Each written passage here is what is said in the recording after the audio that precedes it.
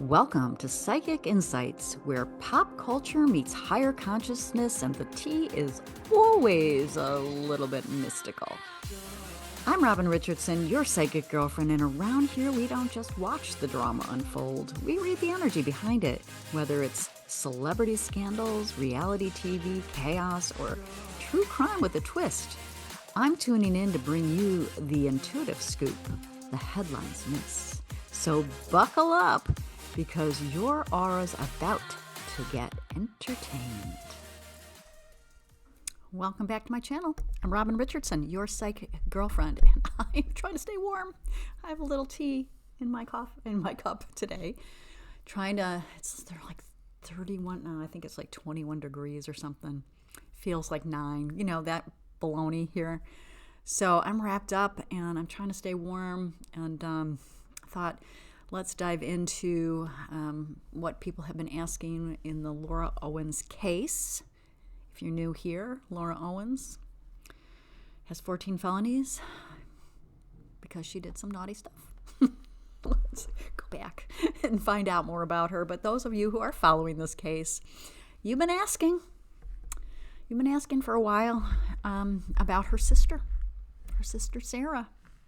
Sarah Elizabeth Owens. And she was born April 26, 1988 at 5:54 p.m. in San Francisco.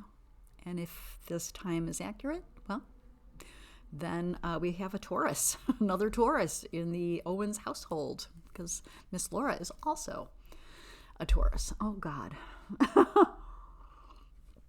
I don't know. People survive a couple Tauruses. Anyway, well, it makes a lot of sense. But anyway, so I want to say up front, this episode is not about accusing anyone of crime. I'm not here to determine guilt or innocence. I'm just here to read the energy.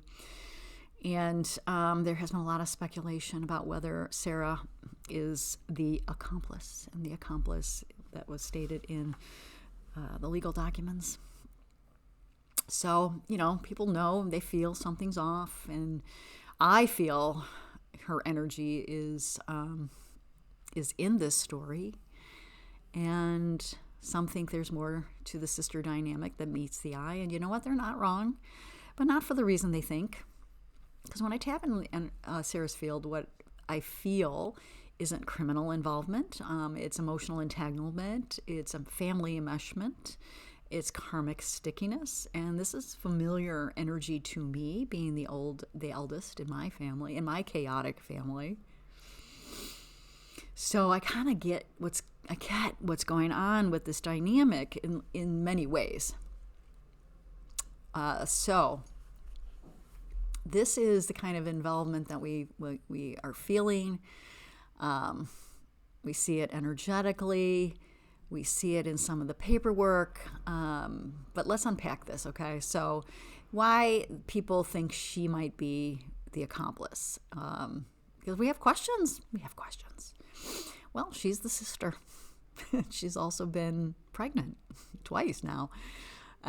So people assume that closeness, even when relationships are actually strained, could mean that they participated.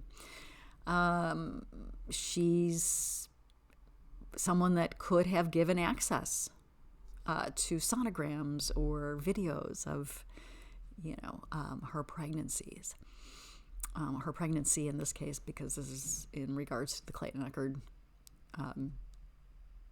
and now the Greg Gillespie case, the criminal trial.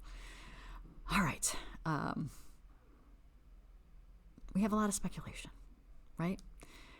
Sarah's pretty private. She hasn't been talking about this. She hasn't posted about it. She hasn't defended herself, and this could be misinterpreted.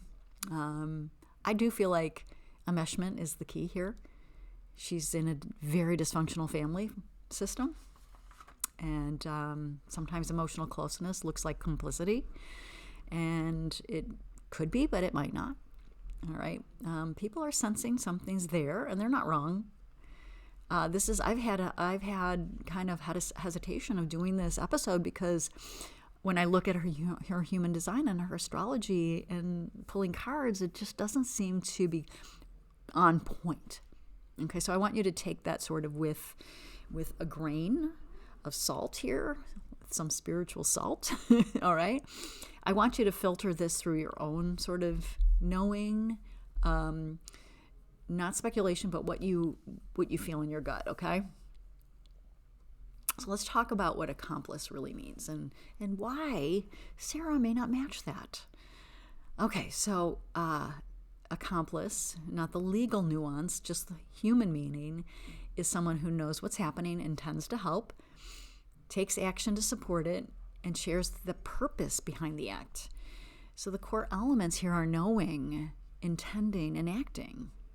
So without 3, you don't have an accomplice. You have someone nearby, you have someone emotionally tangled, someone maybe pressured, someone confused, someone scared, or someone who froze, or maybe didn't object outwardly, but froze, didn't conspire, had fear that if no follow through, there was going to be some dramatic outburst. But even in silence, that's not strategy, right? So I think this is why my intuition hesitated, not because she did something, but because she's carrying something. And I hope that makes sense, okay? So let's talk about the real energy, the emotional accomplice, not the criminal accomplice. And this is where the heart is, that psychically Sarah is what I would call an emotional accomplice, not a criminal one. And this means she carries the guilt that doesn't belong to her. She feels responsible for things she didn't do. She has a freeze and appease trauma response. And she likely enabled Laura emotionally over the years without realizing it, or maybe not knowing how to extricate herself. And she's lived inside Laura's shadow for so long that she absorbs the fallout. I relate to this.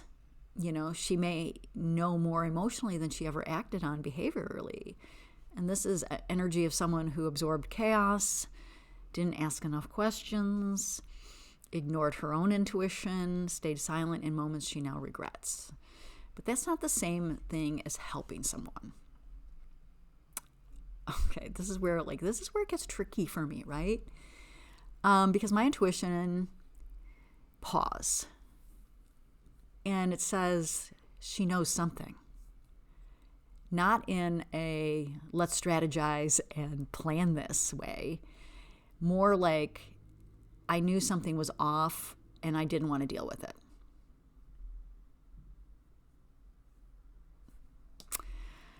There could have been a moment, a conversation, an exchange, or something she wishes she handled differently. And boy, I believe she does. And this isn't necessarily evidence, but it's an energetic imprint. And she carries the guilt like she participated, and even though she may not to the level that we are calling a legal accomplice, right? She comes from being like, I get this emotionally overwhelmed person, somebody who trauma bonds. She's got family conditioning of this very chaotic and dysfunctional family, in my opinion. She's got this fear of Laura herself, which we've seen it. She can be intimidating, right? She can be so chaotic and traumatic, and we saw it on the body camera. In the casita raids, we see it in her emails and these long diatribes and her Medium articles and like just all these like very dramatic and chaotic ways of being. So, can you imagine if you're someone who fears that kind of conflict or fears that kind of fallout?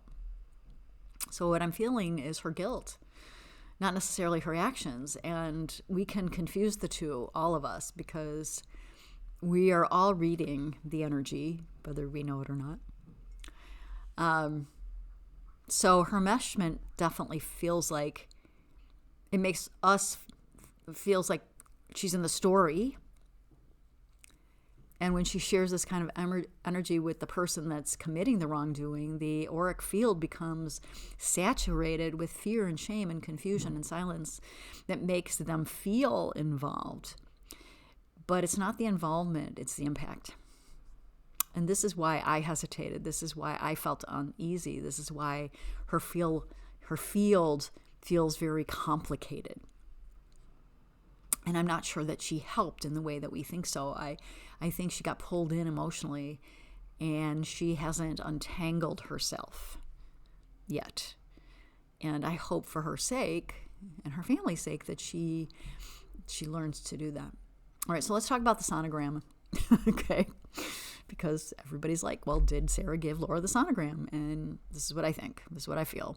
I don't think she did intentionally, especially not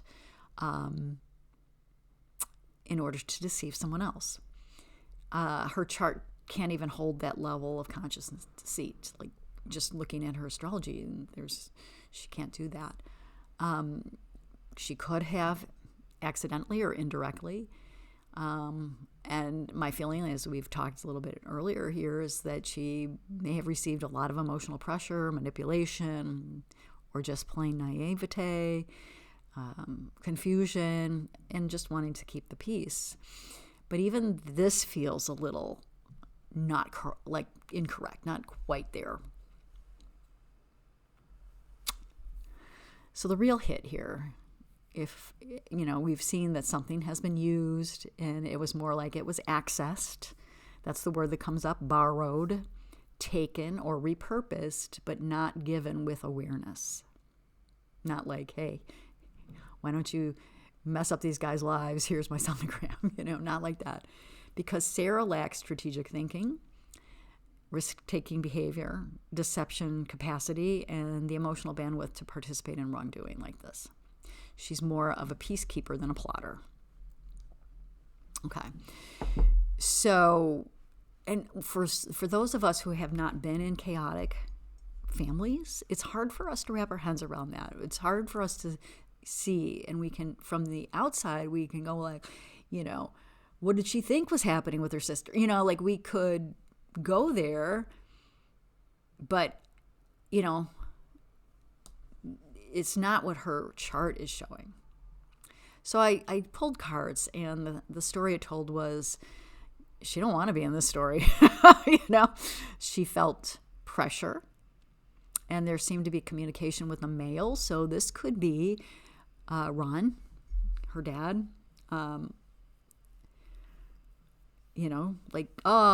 It's not a big deal, or how she is, that kind of stuff. Like it feels like, oh, she wouldn't do that. Like she wouldn't go that far. There's this sense of a father figure saying something to her that kind of relieves her of obligation in some ways. So I feel like she's had some pressure there from that, but I don't feel like she's strategic like Laura is. And I think she had a choice point, but she backed away at some point, and got married, moved away. I think she's moved back since, or moved closer since. But I still feel like this. I don't want to be a part of this. So I think we will see her being cleared. We will see more evidence in, if we go to trial, which I don't necessarily think that's going to happen. But I feel like in Sarah's case, like she's not a plotter when it comes to this deception. And I do feel like she's emotionally overwhelmed with guilt. She's emotionally entangled because she was near the chaos and she's affected by the chaos, but I don't think she's part of the creation of this chaos. So here's how I can compassionately and caringly put it. I don't think Sarah is the accomplice in the sense that we're speculating, but I think she is energetically entangled, emotionally saturated, trauma bonded and can carry the guilt of others. And she's afraid of the fallout for sure. And I think she is aware of moments that she regrets, because all of us have hindsight and we go, yeah, of course it's there now. Like, that's what I see now. But at the time, pressure or just not wanting to deal with it. That's like what I get. I don't want to deal with it. Just take it, whatever. Just do whatever you need to do, kind of thing. But I don't think she's operational in the involvement here. I think she's collateral damage. I think she's an absorber, not an architect. And she's the shadow sibling. She's not the strategist here. And her role is karmic, not criminal, in my opinion. So if you've hesitated around Sarah, you're not wrong. There's something there, you know. And I think it's emotional. And I don't feel like there's anything criminal that she's done to define the criminal, like, word accomplice. I think it's all energetic. I don't think it's intentional, and I think it's very familial, and it's not conspiratorial. But again, could be wrong, you know. She's a sister that lived too long inside the shadow that never belonged to her. You know, she needed to take care of her sister in some ways, whether it was emotionally or in other ways. And she did it the best she could. You know, it's not her responsibility to take care of Laura, right? So in this case, in this moment, the karmic breaking point is she'll finally have the chance to separate her identity from someone else's choices. And so if you'd like more insights, psychic insights into this case or others, please, you know, comment below, like and share, subscribe so you never miss anything. And let me know in the comments what you think. Like, again, I feel like this was really a hard episode to do in some ways, because there is confusion and conflict around Sarah when it comes to how much she knew consciously and how much she acted, but I don't think any of it was criminal. Like, I don't sense that. I think she's a straight and narrow person when it comes to that stuff. You know, and I think that if we've seen her, like those who know her or have known her, you know, take a step back and see if you can look at it from the lens of being part of a very chaotic and dysfunctional family dynamic. And, you know, I think that we'd have a little bit more understanding, I guess. And if she did plot and plan to assist Laura in her deception, then the truth will come to light, and karma never misses an opportunity to fix that apple cart, right? But I don't think so in Sarah's case. So I think her karma was, you know, having to live in this situation and live with the fallout of her sister's behaviors and her family's behaviors. And there's a lot more that we can look at, especially financially and that kind of stuff, with how they're connected. So we might take a look at that. We'll see. This was really hard. I have to say that. So we'll see what happens, right? And I appreciate your support, and comment below if you think this insight was on point, or if you think I'm really off. I always read the comments, and you know what? I will see you in the next one.